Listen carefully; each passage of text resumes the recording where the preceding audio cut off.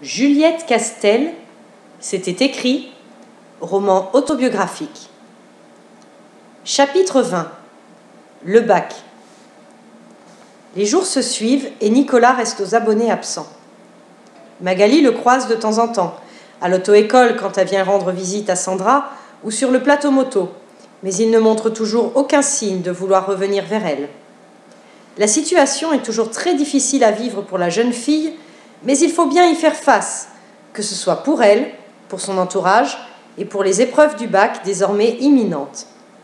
Il ne s'agit pas de tout rater maintenant. Magali s'est fait couper les cheveux courts, une jolie coupe champignon qui lui va à ravir. Ce changement l'aide à avancer, à laisser de côté l'adolescente au cœur brisé pour se mettre petit à petit dans la peau de Magali l'adulte, une jeune femme assumée. Ironie du sort, malgré tout son mal-être, elle n'a jamais eu un aussi grand succès auprès des garçons. Pour dire, Michael, grand gaillard taillé comme un mannequin et idole parmi les idoles au lycée, qui est assis à côté d'elle en cours de philosophie sans qu'il n'y ait jamais eu beaucoup d'échanges entre eux jusqu'à présent, est particulièrement attentif à elle en cette fin d'année. Un jour, il lui propose de boire un café et d'aller au cinéma après. Magali accepte bien volontiers. Cela lui changera les idées et pourrait bien faire enrager Nicolas s'il les voit marcher dans la rue ensemble. En plus, quel prestige de sortir du lycée en compagnie d'une telle égérie. Tout le monde en restera quoi. Michael est très sympa. Après discussion, il se trouve être un garçon tranquille, plein d'humour et qui gagne à être connu au-delà de son impressionnante plastique. Il offre la place de cinéma, même si du film, Magali n'en verra pas grand-chose, car à un certain moment, Michael l'embrasse et ils finissent par passer toute la séance à flirter. Elle lui laisse même toucher ses seins à travers son t-shirt, par besoin de se sentir encore belle et désirée. Le film terminé, Michael lui donne son numéro de téléphone et Magali lui promet de l'appeler bientôt, tout en sachant très bien qu'elle n'en fera jamais rien. Elle a passé un bon après-midi, mais n'a aucune envie d'avoir un autre petit ami que Nicolas. Il fait une température caniculaire en ce mois de juin 2000, au point que Magali sente la sueur rouler le long de ses jambes pendant les épreuves du bac. Sa motivation à réussir, son tempérament combattant ont repris le dessus, et elle rentre après chaque examen avec un beau sourire satisfait. La mention très bien se confirme envisageable.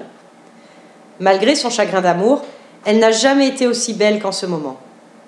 Fine, le visage sublimé par ses cheveux courts, bronzée d'avoir révisé sur sa terrasse, autant joindre l'utile à l'agréable, dans ses jolies tenues d'été, robe longue bohème, mini-jupe, short, débardeur ajusté.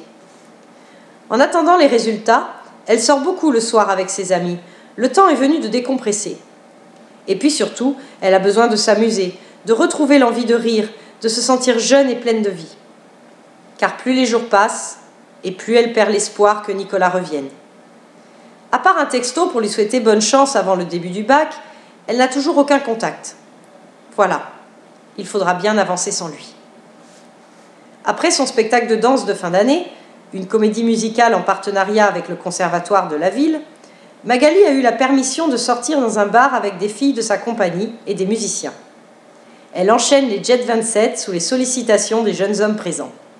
Décidément, elle est très courtisée en ce moment. Peu avant la fermeture du bar, la bande, un peu enivrée, se met à se trémousser sur la musique festive diffusée dans l'établissement.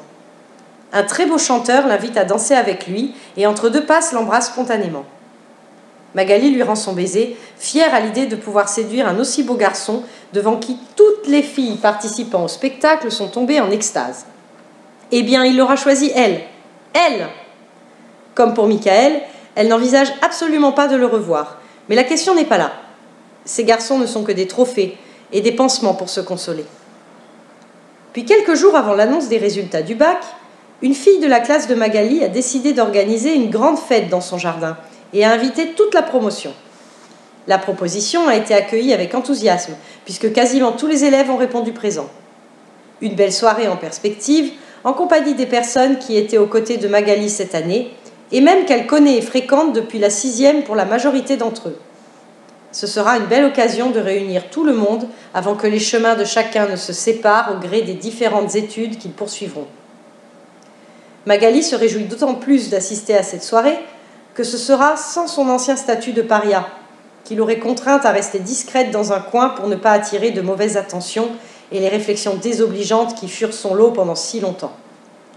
Elle va pouvoir vraiment en profiter et être elle-même. Avant de partir chez son amie, les parents de Magali lui donnent ce conseil.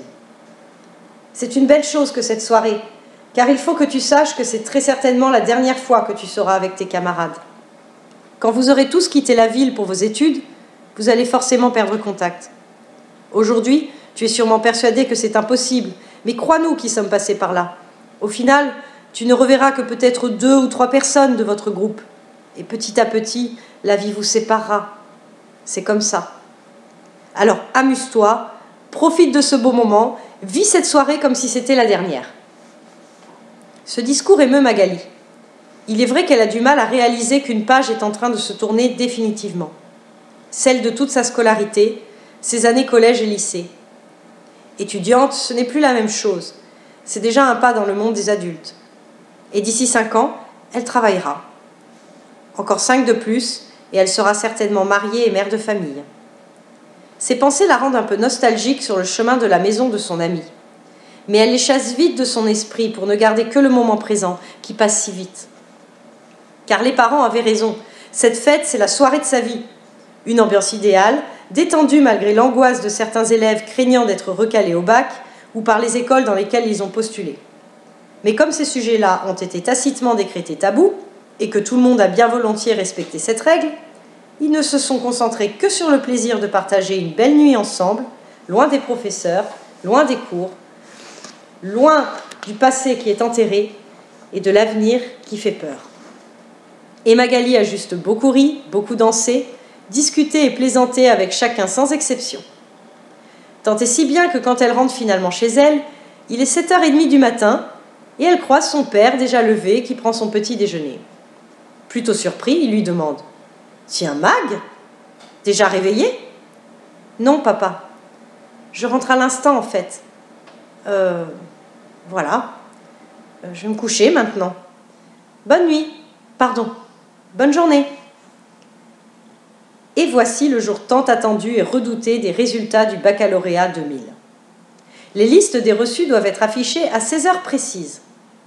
Magali est venue en avance devant les portes du lycée avec sa mère qui a insisté pour l'accompagner, trop nerveuse d'attendre que sa fille rentre à la maison pour lui annoncer sa moyenne générale. En patientant, Magali va saluer ses camarades qui affluent aussi un par un sur le parvis de l'établissement scolaire en leur demandant systématiquement s'ils sont stressés. Puis depuis l'intérieur du bâtiment, arrivent 2 femmes tenant dans leurs mains les précieux feuillets qu'elles scotchent sur les portes de manière à pouvoir être bien vues. Les listes sont faites selon la mention. Tout le monde se masse pour mieux lire les noms écrits en petits caractères. On entend les premiers cris hystériques des heureux lauréats. Magali avise la liste des mentions bien. Elle cherche son nom quand sa mère pousse un grand cri. « Magali, je te vois! Tu es là! Tu as eu les félicitations du jury !»« Quoi? Mais oui! Viens voir par ici !» Magali n'en revient pas. C'est bien son nom à elle, noté sur la toute petite liste des candidats qui auront eu plus de 18 de moyenne générale. C'est extraordinaire. Elle n'y aurait jamais cru. Au mieux, elle espérait une mention très bien, mais la réalité dépasse toutes ses espérances. Quand ensuite elle va récupérer son relevé de notes auprès des jurys, tous se lèvent et lui serrent la main en la couvrant de compliments, sous les yeux de sa mère embuée de fierté. Un grand moment. Tous ses amis proches ont été admis du premier coup, certains avec la même heureuse surprise d'une mention inespérée. Toutefois, personne d'autre n'a eu les fameuses félicitations, ni même la mention très bien. Magali est la major et de loin. Mais le meilleur reste encore à venir. À peine rentrée à la maison, tandis que sa mère met une bouteille de champagne au frais pour le dîner, son téléphone portable se met à sonner. Sûrement un camarade qui veut la congratuler. Mais non, contre toute attente, c'est Nicolas. Les joues en feu, les mains tremblantes, Magali décroche. Son cœur fond à l'écoute de la voix chaude de son bien-aimé. « Allô, Mag ? Alors, ce bac ? J'ai croisé les doigts toute la journée en pensant à toi, tu sais. Dis-moi que tu as réussi, s'il te plaît. » Le timbre est le même que d'habitude. Sans embarras particulier, ni rien qui pourrait laisser deviner les longues semaines de séparation écoulées, comme si elles n'avaient pas existé. Eh bien, tout dépend où tu places la barre. Est-ce que les félicitations du jury peuvent être considérées comme une réussite? Les félicitations du jury? Non, tu les as eues? Eh oui, mais c'est fantastique. Tu dois être super contente. Je suis tellement fière pour toi. Ah ah, merci. Oui, je suis heureuse. Je ne m'y attendais vraiment pas. Moi, je savais que c'était possible. Tu es tellement intelligente, mademoiselle. Tu les as largement méritées. Mais c'est génial. Viens à la maison, je ne travaille pas et je suis tout seul. On va trinquer à ta santé. Tu peux? Double miracle. Une moyenne exceptionnelle au bac et une invitation de Nicolas. Enfin le bout du tunnel pour Magali après toute cette dure attente. Dans sa tête claironne des hosannas. Oui, je peux passer si tu veux. On se retrouve où? Chez moi. Sandra est absente aujourd'hui, elle a pris sa journée, donc j'ai exceptionnellement fermé la salle de code, il n'y a personne. Je descends t'ouvrir tout de suite, tu n'auras qu'à monter, je serai dans le salon. D'accord, à tout de suite. À toutes. Magali se précipite dehors en lançant juste à ses parents au passage qu'elle sera rentrée pour 19h. Elle court presque jusqu'à l'auto-école. Elle va revoir Nicolas. C'est trop beau pour être vrai. Son cœur enthousiaste bat la chamade. En entrant dans l'étrange salon carrelé, Magali remarque tout de suite qu'il y a eu des changements. Florence est partie avec des affaires. Le meuble télé a été remplacé. Il manque des chaises autour de la table. Au-dessus du canapé, la reproduction de Raoul Dufy a disparu. Mais c'est bien le même canapé gris, leur canapé, à Nicolas et à elle. Et Magali est soulagée de voir qu'il n'appartenait pas à Florence et qu'il reste à sa place, tel un autel sacré de leur communion. Sur l'étagère, plus de photos encadrées de Nicolas et Florence non plus. Nicolas, lui, est le même Nicolas. Enjoué, séduisant et séducteur, souriant, avec ses yeux mordorés que personne d'autre au monde ne possède. Seul l'anneau doré, qui ornait son annulaire, a disparu lui aussi. Magali se sent transportée par une vive tendresse en le retrouvant. Cependant, elle fait la détacher, le salue de loin, sans essayer de l'embrasser. Elle préfère le laisser venir, lui. Pour l'instant, il n'en fait rien. À part lui pincer la taille en guise de félicitations, il ne crée aucun contact physique. Tout sourire, il va chercher une bouteille de vin dans la cuisine. Bon, vu l'heure, on n'en boira qu'un seul verre. Mais il faut bien fêter ton succès, ma belle. Et il trinque joyeusement. Alors qu'ils sont face à face, en train de boire, Magali voit que Nicolas la couvre du regard. Ce regard, elle le connaît bien, à la fois attendri et admiratif. C'est le regard que Nicolas n'a que pour elle. Et son cœur se remet à battre encore plus fort. Cette fois, c'est la bonne. Il est de retour. Il se rassoit sur le canapé et Nicolas lui prend la main. Il caresse doucement chaque doigt de sa protégée, tout en lui demandant de lui raconter sa vie des dernières semaines. Magali ne se gêne pas pour lui dire qu'elle est sortie avec 2 superbes garçons. Bien fait pour lui. Nouveau regard inamouré de la part de Nicolas, mais cette fois teinté d'un peu de tristesse. Moi, ça y est, mon divorce est prononcé. C'est fini, fini. Je suis désolée. Il ne faut pas. Ce mariage était une erreur depuis le début. Je vais pouvoir aller de l'avant maintenant, et finalement, ce n'est pas si mal de vivre un peu seul. On peut faire ce qu'on veut. J'aime bien. Je ne vais pas tarder à le découvrir moi aussi. Début septembre, j'attaque mes études. J'attends la confirmation de la classe prépa, mais vu maintenant mes résultats au bac, je ne m'inquiète pas. Je saurai tout ça la semaine prochaine. Et après les vacances, on va choisir un appartement avec mes parents. À la rentrée, je vivrai dans mon chez-moi, comme toi. Alors cette fois, Nicolas se penche et embrasse Magali. Un vrai baiser de cinéma. Puis il la soulève dans ses bras, tout en se relevant. Il l'emmène dans les escaliers qui montent aux chambres et continue de la porter jusqu'à l'emmener dans la première pièce que dessert le couloir pour la déposer sur le grand lit qui y trône. Dans sa chambre. Celle qu'il a partagée avec Florence, son ex-femme. Et là, sur le lit matrimonial, face à leur propre reflet dans le miroir de son armoire, ils se retrouvent enfin vraiment. Plus rien n'a plus d'importance. Ça y est, le dernier bastion est tombé. Dans cette pièce jadis interdite, Magali s'abandonne au plaisir de l'amour. L'amour charnel et l'amour du cœur, aujourd'hui ressuscité.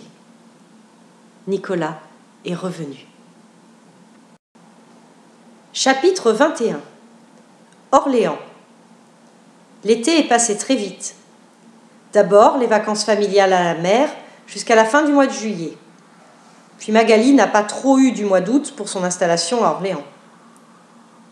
En effet, elle a été reçue dans la classe prépa qu'elle voulait, une des meilleures de France si l'on fait abstraction de Paris, d'emblée rayée de la liste, cette ville trop grande ne lui suscitant que du dégoût. Sachant que de là d'où elle vient, Orléans, c'est déjà le bout du monde et la métropole. Ses parents lui ont trouvé un beau studio lumineux, bien situé, et elle a ensuite consacré quasiment toutes ses journées à courir les magasins avec sa mère pour s'équiper. Lit, table, télé, bibliothèque, ustensiles de cuisine, produits ménagers, plus toutes ses affaires à trier à la maison pour préparer ses cartons. Puis il a fallu emménager, et la rentrée est arrivée. Elle n'a vu Nicolas que quelques fois seulement. Aussi étonnant que cela puisse paraître après leur retrouvaille le jour des résultats du bac, il n'a pas spécialement changé d'attitude, conservant ses appels espacés, la voyant de temps en temps, sans lui promettre une prochaine fois au moment de se dire au revoir, comme il le faisait pourtant auparavant. Magali a bien essayé de son côté de faire bouger les choses, de reprendre les textos de bonne nuit, de lui signaler chacun de ses moments de libre, de passer quand elle le pouvait à l'auto-école et au plateau moto, mais rien n'y a fait. Comme quoi elle s'est trompée. Elle a cru que tout était reparti comme avant entre eux, même encore mieux qu'avant, mais c'était faux. Nicolas, libéré de son mariage sclérosé, ne trouve pas d'autre place à lui accorder dans sa vie que celle qu'elle occupait déjà, celle de l'amante passionnée avec qui les interdits sont transgressés. Le problème, c'est que cela n'a plus de sens une fois l'épouse disparue. À l'inverse, le départ de Florence a laissé champ libre à tous les possibles, et Magali sait bien qu'un autre rôle peut exister pour elle, mais que c'est Nicolas qui ne souhaite pas le lui donner. Il a beau lui avoir ouvert sa chambre à coucher, les faits ne vont finalement pas au-delà du symbole. La déception n'en est que plus amère. Si maintenant leur relation n'évolue pas, alors elle est condamnée à une mort certaine, ce n'est qu'une question de temps. En attendant, Magali fait tout pour se faire une raison, s'y préparer et blinder son pauvre petit cœur qui lui reste désespéré à cette idée. La rentrée dans sa nouvelle vie est une opportunité idéale pour avancer. À seulement 17 ans, Magali doit apprendre à vivre toute seule. Les premiers jours dans son studio lui sont bizarres. Il y a bien sûr les bons côtés. Elle peut regarder la télé comme elle veut, écouter la musique qu'elle aime sans parents hystériques qui lui demandent d'éteindre la stéréo, manger et se coucher quand elle l'a décidé, mais aussi les inconvénients. Courses, ménage, cuisine, solitude. Le premier soir, elle brûle le fond d'une casserole en voulant faire cuire des petits pois. Et que dire de son steak haché grillé et dur comme une semelle de cuir? Elle note pour elle-même, en haut de sa liste de priorités, d'apprendre rapidement à faire la cuisine. Les raviolis en boîte réchauffés au micro-ondes dépannent bien entre-temps, mais il ne faudrait pas que cela dure trop longtemps. La classe prépa est tout aussi déstabilisante. Elle se retrouve dans une salle entourée de quelques 40 élèves, parmi lesquels elle ne connaît absolument personne. Pas un de ses camarades ne vient de sa région. Mais pas question de faire sa timide et de rester dans un coin. Dès la rentrée, elle fait tout pour s'intégrer à grand renfort de sourires et de blagues bien glissées. Et elle se fait un bon ami, Benjamin, qui, comme elle, apporte plus d'importance à la qualité de sa collection de CD qu'aux épreuves de l'examen d'entrée à Polytechnique. Très vite, ils deviennent inséparables, assis côte à côte en classe, faisant leurs devoirs soit chez l'un, soit chez l'autre, en partageant leur modeste dîner. D'ailleurs, jamais Magali n'aurait pensé que la classe prépa, c'était autant de travail. 32 heures de cours hebdomadaires, samedi inclus, pour environ autant de travail personnel. Mais en bonne compagnie, tout paraît heureusement plus facile. Benjamin avait une copine depuis près de 2 ans, mais ils se sont séparés avant la rentrée à cause de la distance. Comme ils ne peuvent plus se voir que pour les vacances scolaires, ils ont préféré couper court. Le jeune homme ne cache pas souffrir de la situation, mais l'assume pour autant. Magali lui raconte Nicolas. C'est la première fois qu'elle se confie à quelqu'un. Les grands yeux écarquillés de son nouvel ami lui font réaliser à quel point cette histoire est atypique, insensée. « Mais vous êtes toujours ensemble ou pas, du coup ?»« En fait, je ne sais pas.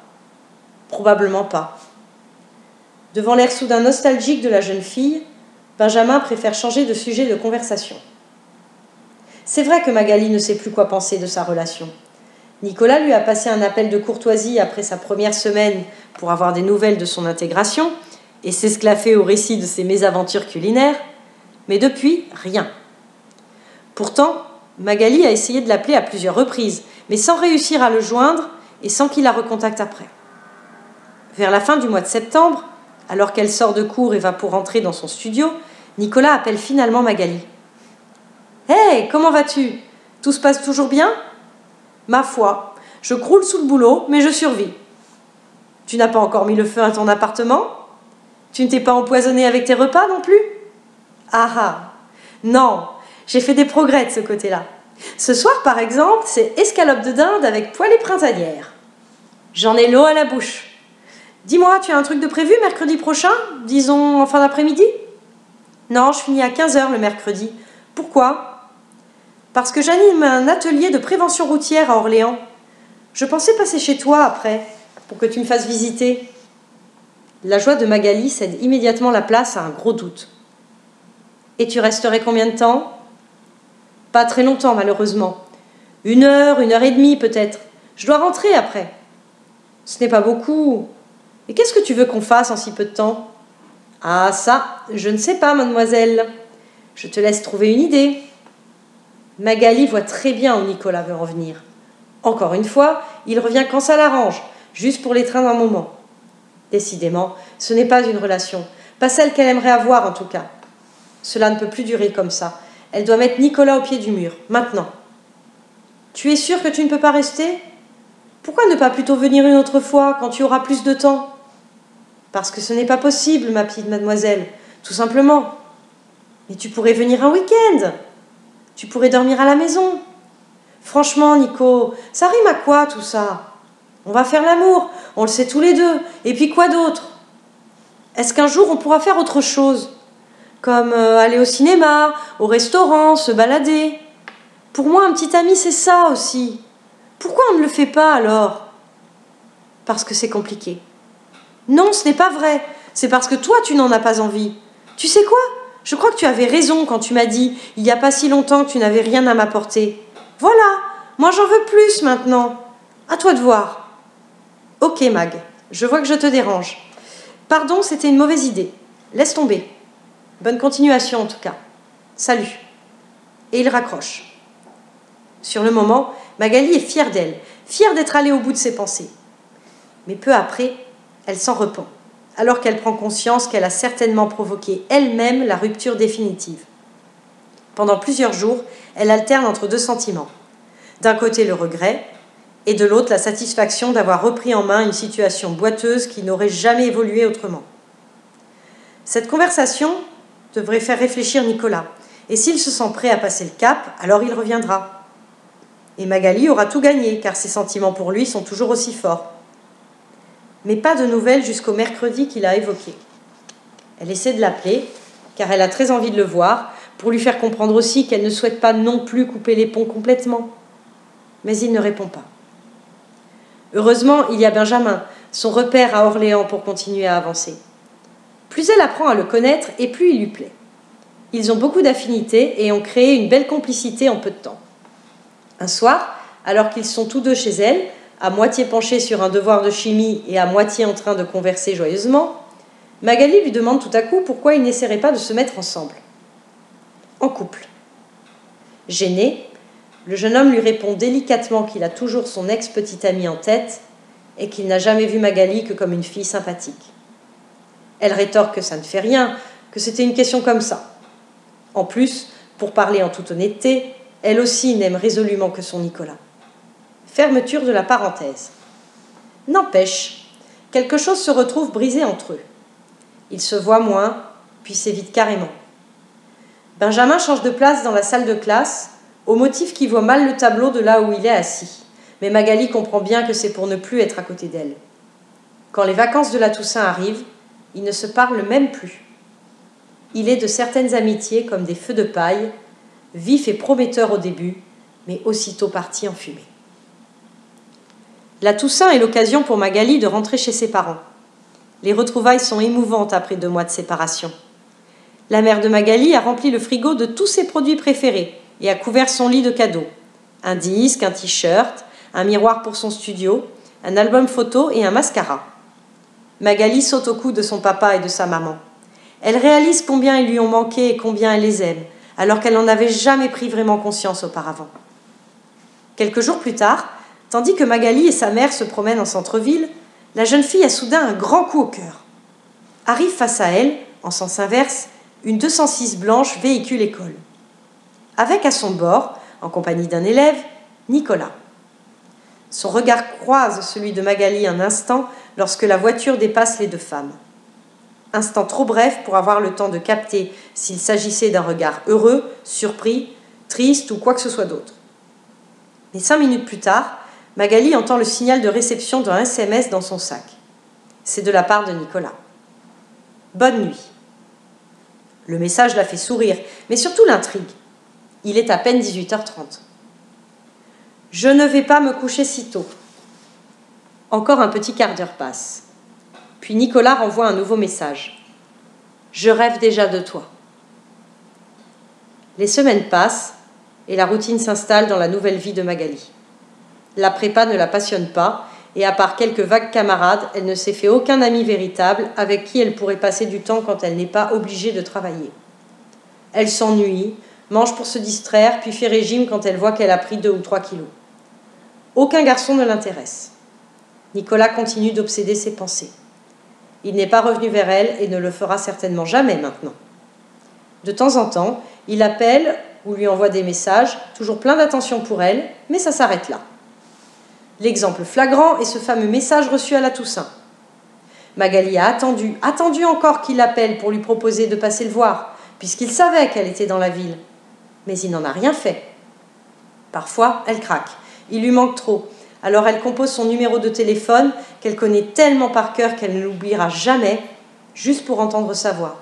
Savoir qu'il existe toujours, quelque part, même si ce n'est plus dans sa vie.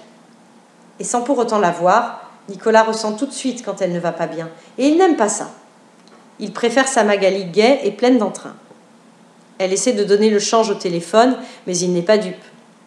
Et Magali finit toujours par accrocher avec un sentiment de frustration devant l'étrange nature de leur nouveau rapport.